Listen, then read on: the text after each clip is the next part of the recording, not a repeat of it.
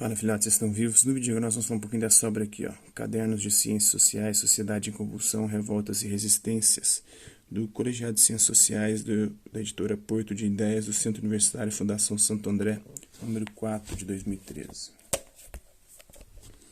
Esta obra Agui, né? Para concluir esse ponto é preciso entender que Nietzsche destrói a unidade do gênero humano. Em Nietzsche existe um abismo intransponível entre aqueles que Nietzsche chama de mal-nascidos, entre a plebe e a aristocracia. Nesse caso se fala a propósito de Nietzsche de racismo transversal, que todas as sociedades são divididas transversalmente entre os bem e os mal-nascidos, entre a aristocracia e a plebe. É claro que em Marx, ao contrário, encontramos a afirmação forte e profunda da unidade do gênero humano.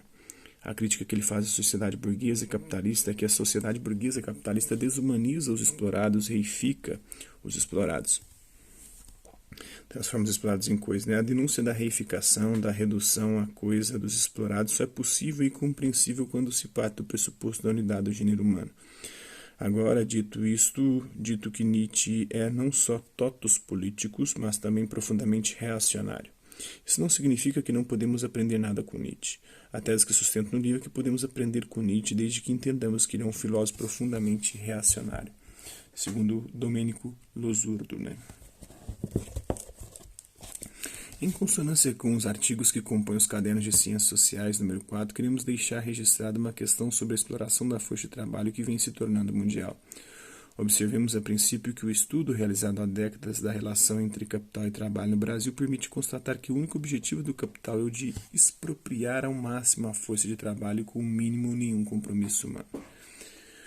O que nos parece novo no atual processo de acumulação capitalista nacional e internacional é o fato de que a superexploração da força de trabalho vem deixando de ser uma característica específica do Brasil e de outros países subordinados e vem se internacionalizando após o período que se convencionou tratar por globalização. No caso brasileiro, esse fenômeno pode ser compreendido pelas análises de José Chazin, em que se destaca a formação de um capitalismo incompleto, um capitalismo que instalou meios de produção e exploração do trabalho cujos resultados estiveram, desde sempre, destinados aos interesses externos. É da lógica do sistema remunerar especialmente o capital financeiro internacional, seus parceiros nacionais, e reservar uma parcela para um segmento privilegiado das classes médias, bem como obrigatoriamente implica também a depressão salarial da massa trabalhadora. Em outros termos, a forma atual da produção de riqueza é que causa diretamente a superexploração do trabalho, na ordem produtiva objetivada pela via colonial.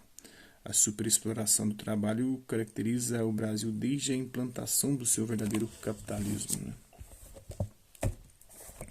Antes desse período, a maior parte da história do trabalho configurou-se pelo trabalho escravo, desumano em sua essência.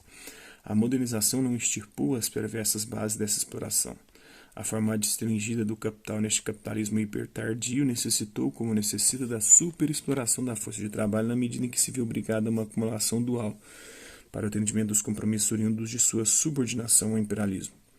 Diversos artigos publicados neste número mostram a presença desses traços do capitalismo brasileiro em períodos anteriores de nossa história, seja no plano das relações de trabalho, seja no das instituições políticas e a continuidade deles nos dias de hoje.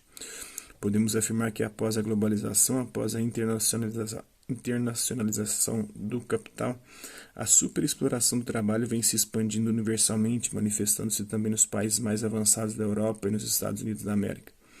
De igual modo, com os avanços tecnológicos realizados sob a lógica do capital, o desemprego foi se internacionalizando, com o capital migrando de um país para outro numa busca contínua de fontes de mão de obra mais barata, como mostrou Chossudovsky, né? Esse processo alcançou uma tal proporção que, conforme a Organização Internacional do Trabalho, a OIT, o nível mundial de desemprego afeta hoje mais de um terço da população economicamente ativa, a famosa PE, né?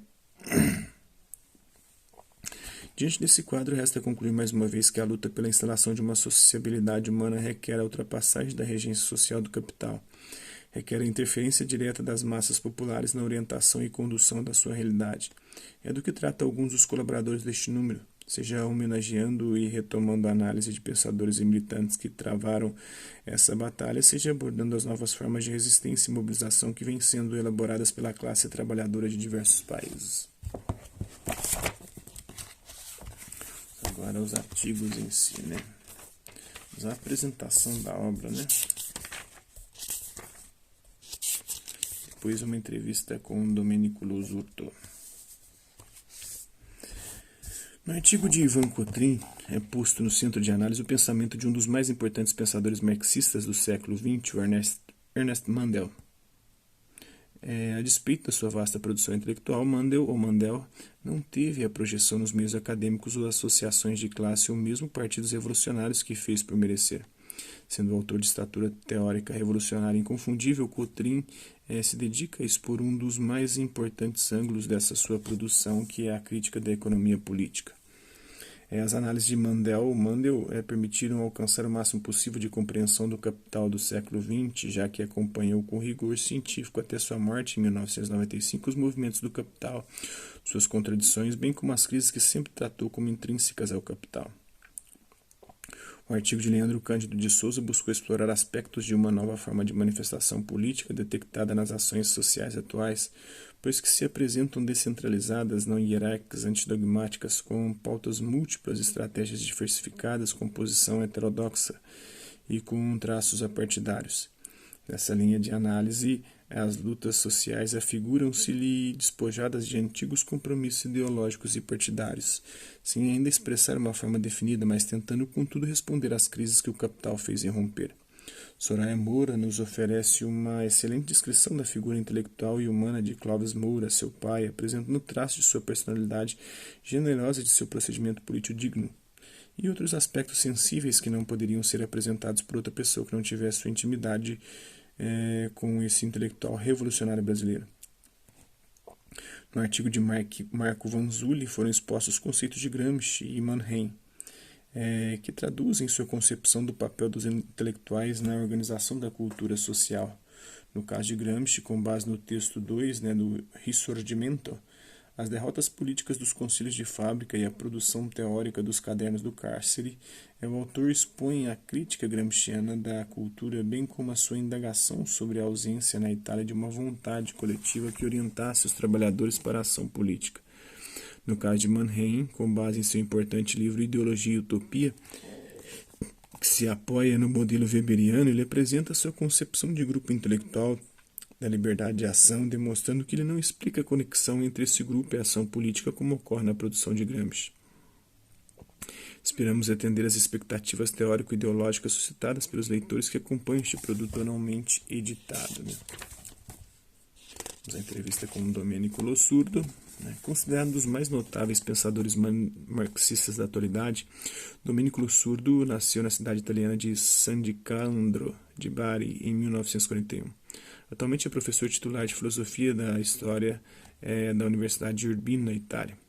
Além da atividade acadêmica, também é membro do Comitê Político Nacional do Partido della Rifondazione Comunista, o PRC.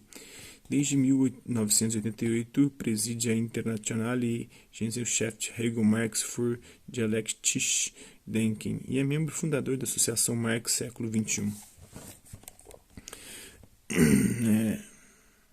A entrevista foi concedida a Antônio Rago Filho, doutor em História, professor da PUC de São Paulo e do CUFSA.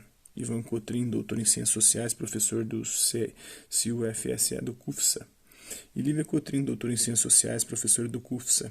Realizada na sede da APROPUC, com a participação de Álvaro Zanotto, historiador e músico, como intérprete. Transcrição e tradução de Thiago Braga e Guilherme Amaro.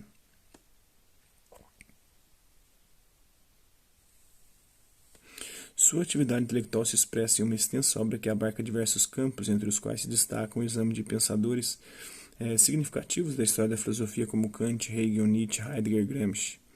A crítica do liberalismo e seus ideólogos em obras nas quais mostra que essa tradição é biombo da exploração dos trabalhadores na Europa e da hierarquização do mundo em raças inferiores e superiores, de sorte que a luta de classes se enlaça com o combate ao racismo e ao machismo, e a investigação das revoluções comunistas do século XX e do colapso do socialismo no leste europeu. Essa entrevista é concedida aos Cadernos de Ciências Sociais quando de sua vinda ao Brasil em setembro de 2013, a convite da Fundação Maurício Grabois para palestras na PUC de São Paulo e na Unicamp, o pensador italiano fala de sua formação e ingresso na militância teórica e política marxista, impulsionado por leituras de Gramsci, em particular sobre o Risorgimento, que lhe dava respostas significativas sobre a história da Itália. Gramsci foi sua porta de acesso ao marxismo num período de vivência acadêmica em que participava dos movimentos contra a Guerra do Vietnã e acompanhava os movimentos de libertação nacional na África. Avançou suas leituras da realidade filosófica, política e econômica, da qual retirou os materiais de sua produção teórica, mantendo vínculo com marxistas como Gramsci, Lenin, Lukács e, obviamente, o próprio Marx. Amparado em trabalhos de amplo fôlego, como A Comunidade, a Morte e o Ocidente, Heidegger, a Ideologia da Guerra, ainda assim edição no Brasil, Nietzsche, o Rebelde Aristocrata.